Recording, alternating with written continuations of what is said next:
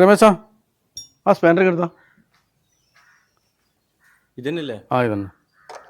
ഈ പണി ഇന്നെങ്ങാനും തീരുവോ പറയാൻ വേണ്ട? തീരോടോ, ഇപ്പം ശരിയാക്കി തരാം. ചേട്ടാ ചേട്ടാ 3 ദിവസമായി ഭക്ഷണം കഴിച്ചിട്ട് വല്ലാതെ തരുമോ?